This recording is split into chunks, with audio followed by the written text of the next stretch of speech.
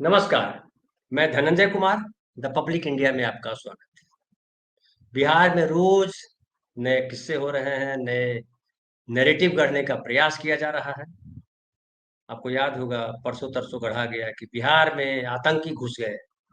ठीक है ना, आतंकी बाकायदा फोटो के साथ बतलाया गया कि जैसे मोहम्मद के आतंकी हैं, फला फला फला नाम है। नेपाल से अररिया के रास्ते बिहार में घुसे हैं और जो राहुल गांधी की यात्रा चल रही थी उसको डिस्टर्ब किया गया। कहा गया कि आप खुली गाड़ी में नहीं घूम सकते, आप गाड़ी के बंद रहिए, लोगों से नहीं मिलेंगे, वगैरह वगैरह कहा।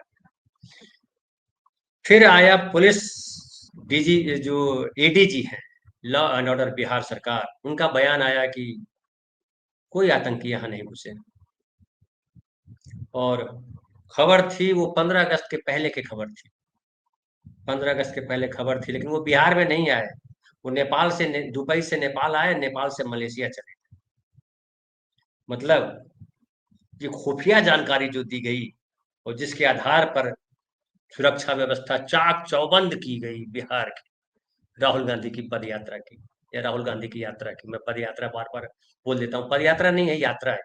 जहाँ गाड़ी पे से वो चल रहे हैं, लोगों से मिलते जुलते हैं और भारी भीड़, भारी जन समर्थन है हर जगह।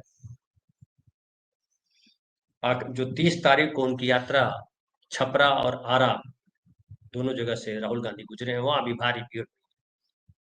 31 तारीख यानी आज आराम है, और कल यानी 1 तारीख को पटना में उनकी यात्रा संपन्न होगी। हर तरफ भारी भीड़ है।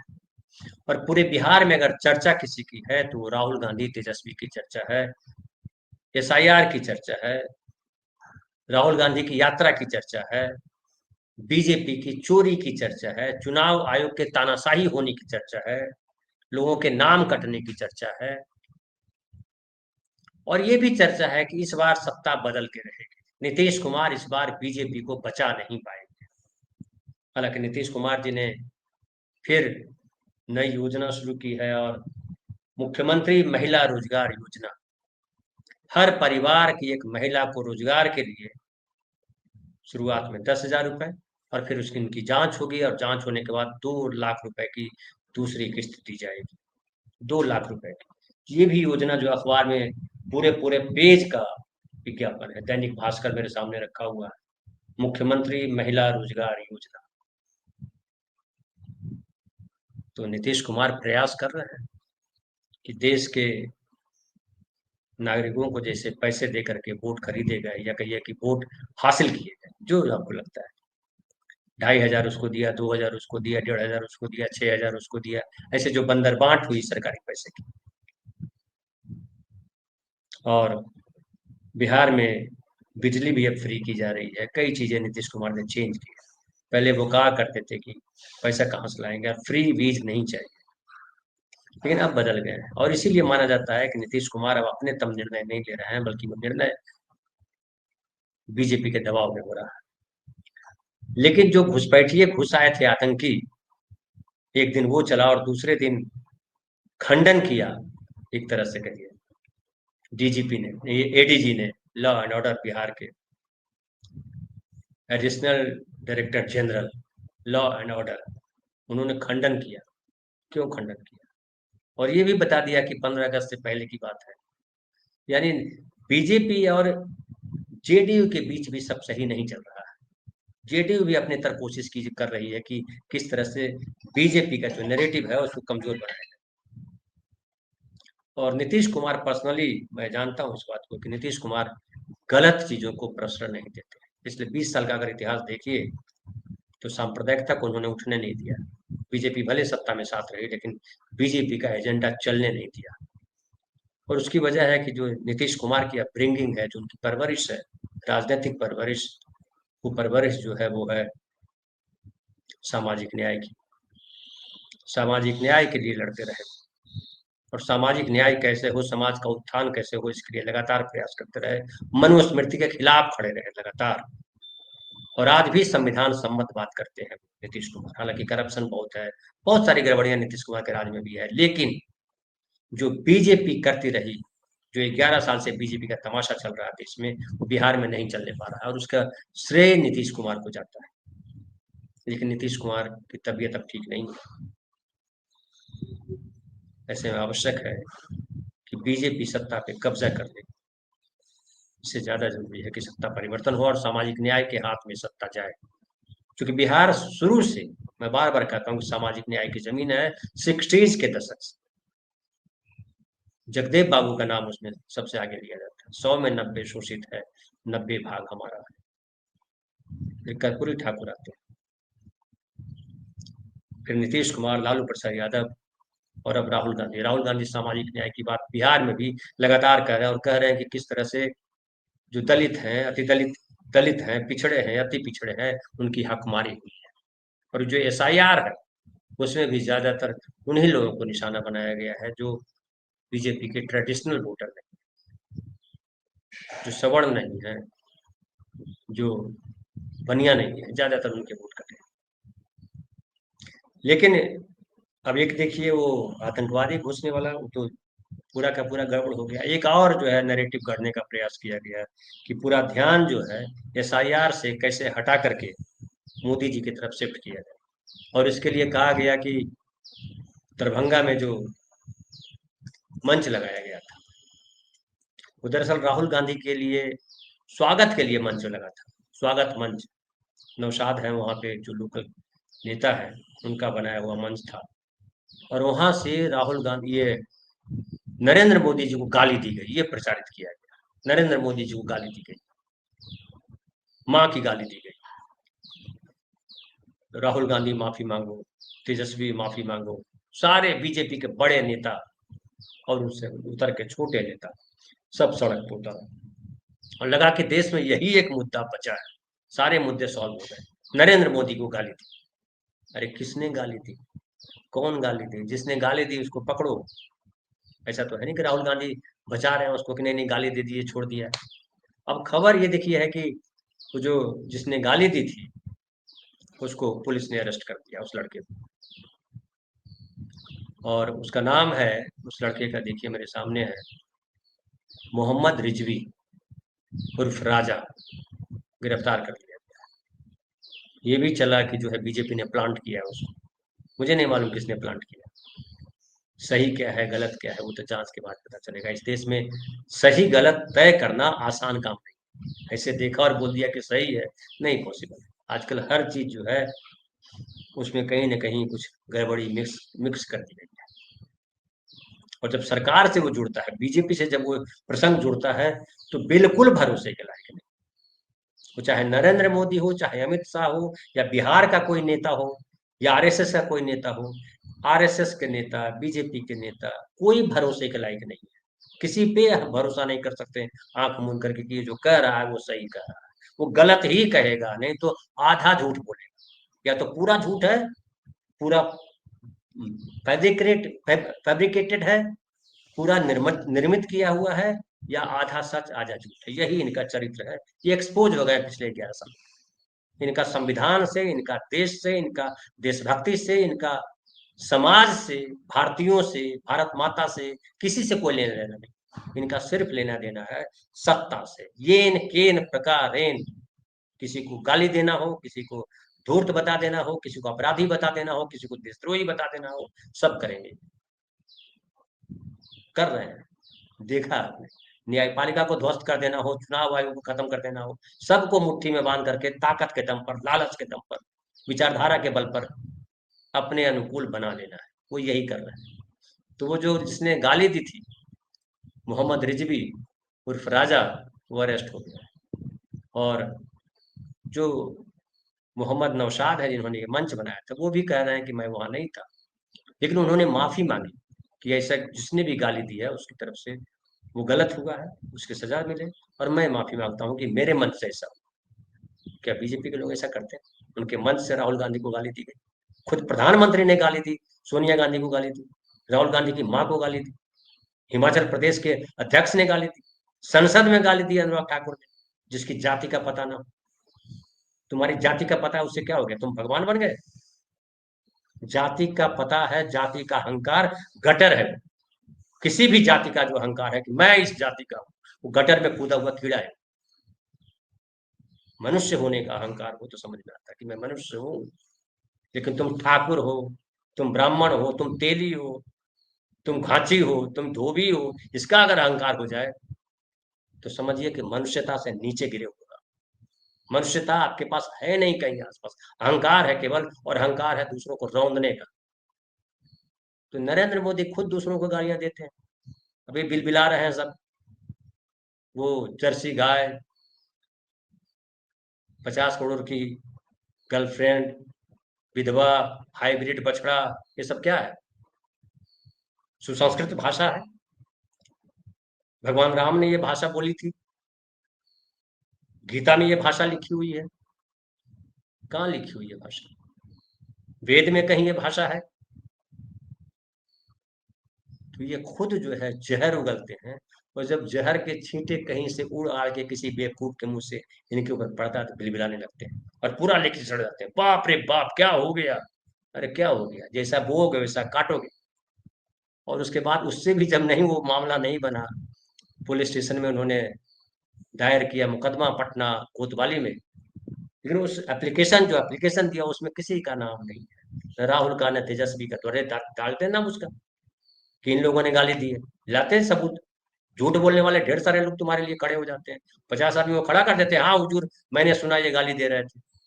अदालत में बैठे हुए हैं आपके परिचित लोग, आपकी विचारधारा के लोग, कहते हैं कि देखिए 50 लोग कह रहे हैं, झूठ थोड़े बोल रहे हैं, राहुल गांधी ने गाली दी है, चलिए जेल में बंद करिए। कर देना था ऐसा।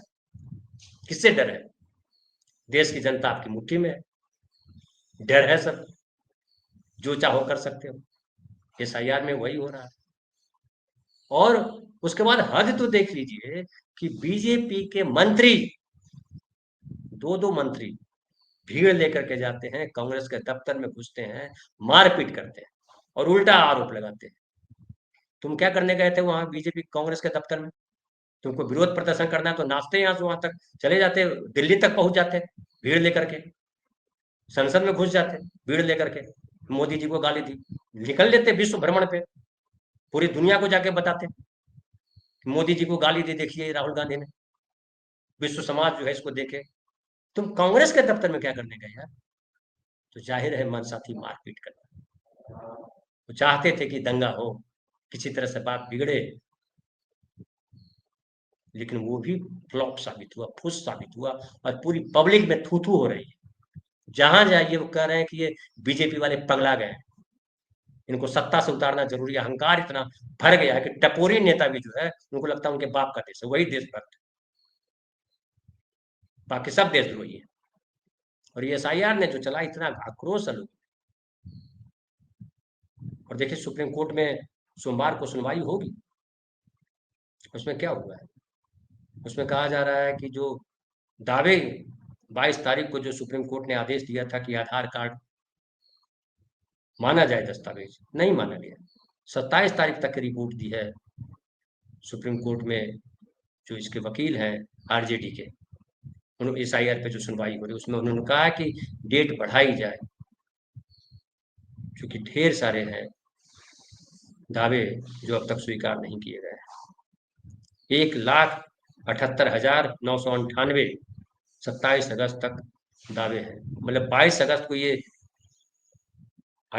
आधार कार्ड जोड़ने वाली बात आई थी, 27 अगस्त तक 1,78,948, यानी 1,79,000 लोग जो है आधार कार्ड डॉक्यूमेंट के साथ उन्होंने सबमिट किया बीएलएज के पास। वो बीएलए जो आरजेडी के है, लेकिन बीएलए जो लिया है वो बीएलओ एक्सेप्ट नहीं कर रहा है।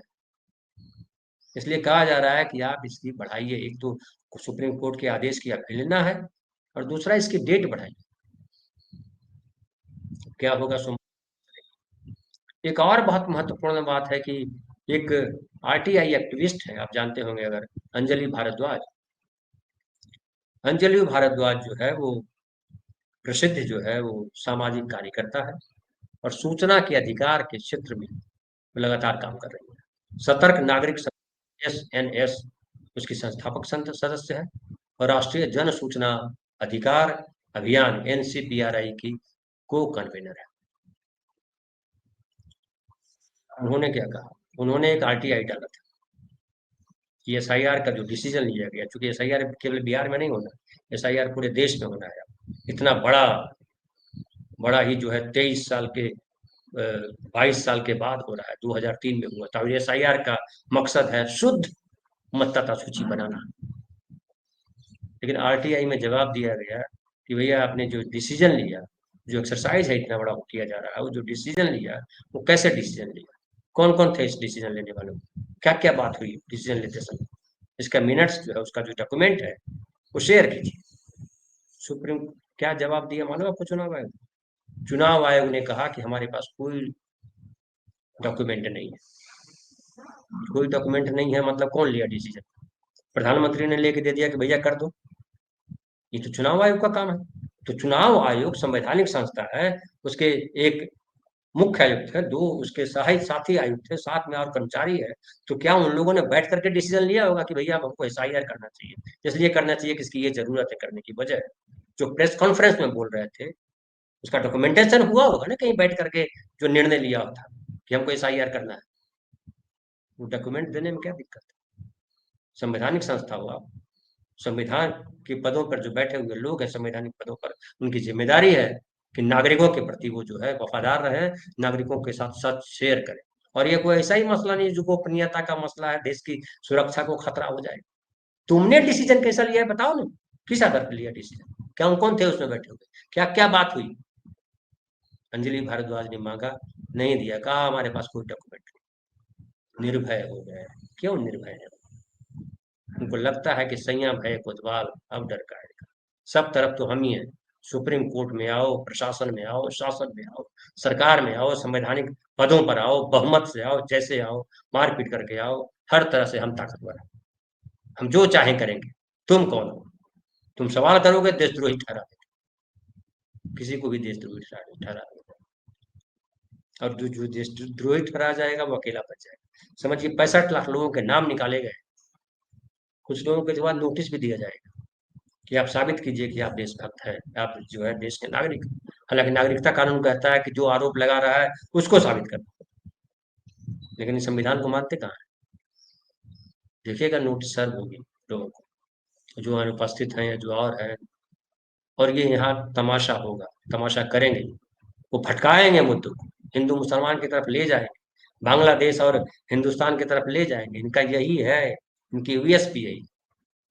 इनको काम नहीं करना है, देश को एक नहीं रखना है, देश को खंड खंड टुकड़े करवाना है। ये नींव डाल रहे हैं, ये जान लीजिए। इनकी मंशा है कि देश टुकड़ों में बट जाए, नहीं तो सर्वसम्मति से ये फैसला लेते हैं। बंगाल से अगर घुस रहे हैं आतंकी घुसपैठिए, तो ये जिम्मेदारी किसकी? पश्चिम बंगाल सरकार की, या जिम्मेदारी है भारत सरकार की, गृह मंत्री की? बॉर्डर सिक्योरिटी फोर्स क्या बेच रहे हैं, क्या कर रहे हैं, किसकी जिम्मेदारी है? अगर नहीं संभल रहा है तो इस्तीफा दो आप, इस्तीफा दोगे तो समझ में आएगा। आप इस्तीफा नहीं दोगे, आप झूठे आरोप लगाओ, किसी को भी कह दोगे कि जो है ये बांग्ला भाषी है यानी बांग्लादेशी। लेकिन सवाल उठता है ये कब तक? बिहार में ऐसा दिख रहा है कि इनके सारे नैरेटिव फ्लॉप हो गए। कल भी हमने बात की थी नीतीश कुमार किस हाल में है। नीतीश कुमार की जो कोर वोटर है उनको भी अब पता चल गया है कि बीजेपी पिछले दरवाजे से सत्ता पे शामिल होने जा रही है, हावी होने जा रही है। और सामाजिक न्याय के हिस्से कुछ बचेगा नहीं, पिछड़ों दलितों के हिस्से कुछ बचेगा नहीं। उत्तर प्रदेश, मध्य प्रदेश, महाराष्ट्र, गुजरात, उत्तरांचल, ये तमाम प्रदेश जो है उसके उदाहरण है। तो आम आदमी बिहार का बेहद जागरूक है।